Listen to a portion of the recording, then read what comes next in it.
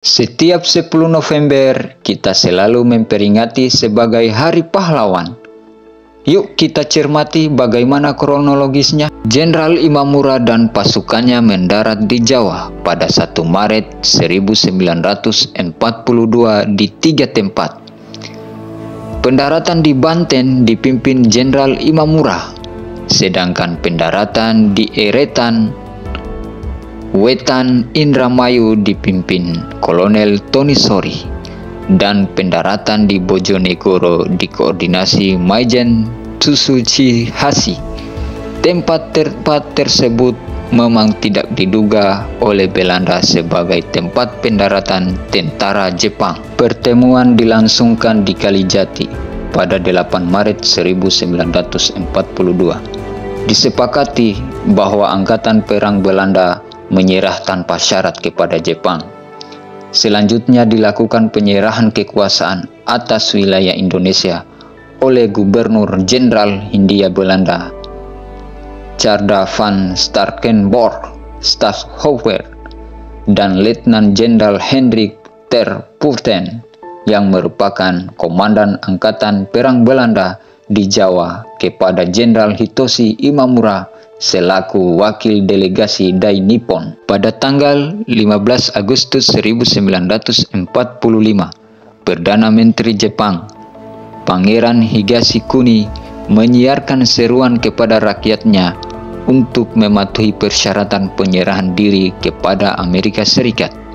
Dia mengatakan Jepang harus menghadapi kekalahan telak dan menderita, bahkan yang tidak tertahankan, dalam upaya untuk mematuhi proklamasi penyerahan Kaisar.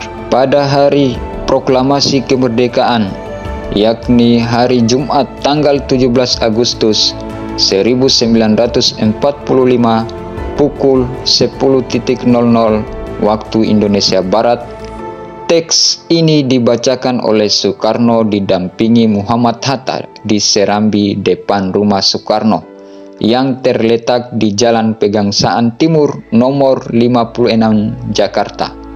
Sekarang Jalan Proklamasi nomor 5 Jakarta Pusat. Setelah Jepang mengakui kekalahan dari Sekutu, Belanda yang beraliansi dengan tentara Sekutu berusaha merebut kembali Indonesia. Hal ini dibuktikan ketika AFNI, Allied Forces Nederland-Indies, mulai mendarat di Tanjung Priok di bawah pimpinan Letjen Sir Philip Christison Ploegman pada malam hari tanggal 19 September 1945, tepatnya pukul 21.00, mengibarkan bendera Belanda merah putih biru tanpa persetujuan pemerintah Indonesia daerah Surabaya di tiang pada tingkat teratas Hotel Yamato, sisi sebelah utara. Di dalam Hotel Yamato, Presiden Sudirman berunding dengan Ploegman dan meminta agar bendera Belanda segera diturunkan dari gedung Hotel Yamato. Namun Ploegman menolak dan membuat perundingan menjadi panas. Ploegman mengeluarkan pistol dan terjadilah perkelahian dalam ruang perundingan. Dalam perkelahian itu, Ploegman tewas dicekik oleh Sidik. Namun Sidik juga tewas oleh tentara Belanda yang berjaga-jaga dan mendengar letusan pistol Ploegman. Sedangkan Sudirman dan Haryono melarikan diri keluar Hotel Yamato.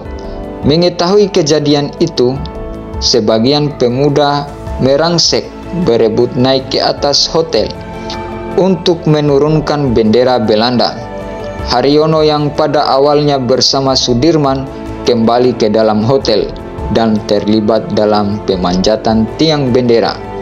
Haryono bersama Kusno Wibowo pun berhasil menurunkan bendera Belanda, merobek bagian birunya dan mengereknya ke puncak tiang bendera kembali sebagai bendera merah putih.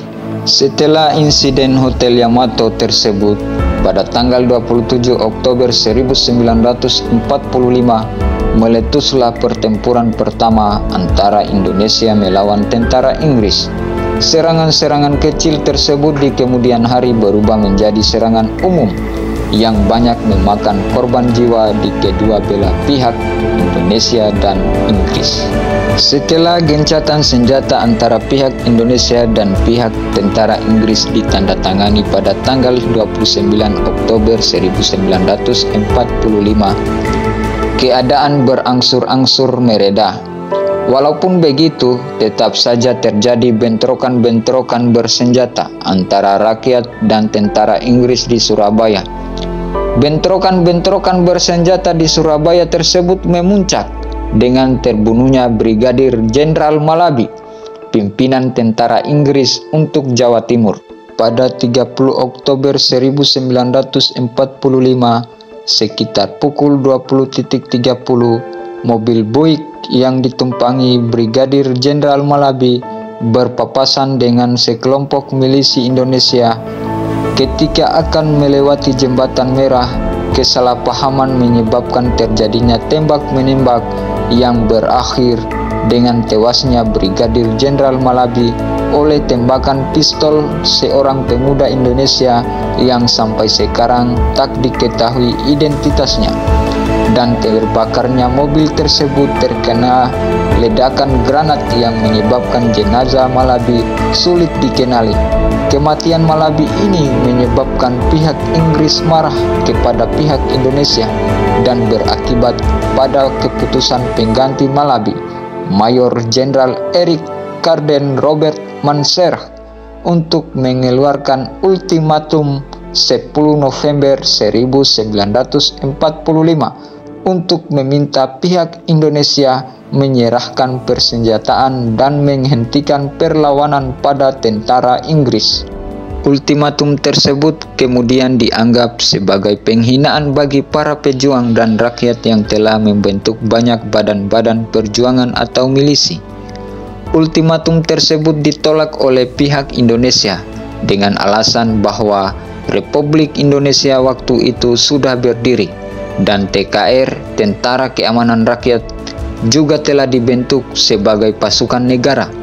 Selain itu, banyak organisasi perjuangan bersenjata yang telah dibentuk masyarakat, termasuk di kalangan pemuda, mahasiswa, dan pelajar yang menentang masuknya kembali pemerintahan Belanda yang memboncengi kehadiran tentara Inggris di Indonesia. Pada 10 November pagi, tentara Inggris mulai melancarkan serangan. Pasukan sekutu mendapatkan perlawanan dari pasukan dan milisi Indonesia. Selain Bung Tomo, terdapat pula tokoh-tokoh berpengaruh lain dalam menggerakkan rakyat Surabaya pada masa itu. Beberapa datang dari latar belakang agama seperti Kiai Haji Hashim Asy'ari, Kiai Haji Wahab Hasbullah, Kiai Haji Abdul Karim, serta kiai-kiai pesantren lainnya juga mengerahkan santri-santri mereka dan masyarakat sipil sebagai milisi perlawanan. Pada waktu itu, masyarakat tidak begitu patuh kepada pemerintahan, tetapi mereka lebih patuh dan taat kepada para kiai atau ulama. Sehingga perlawanan pihak Indonesia berlangsung alot dari hari ke hari, hingga dari minggu ke minggu lainnya. Perlawanan rakyat yang pada awalnya dilakukan secara spontan dan tidak terkoordinasi, makin hari makin teratur.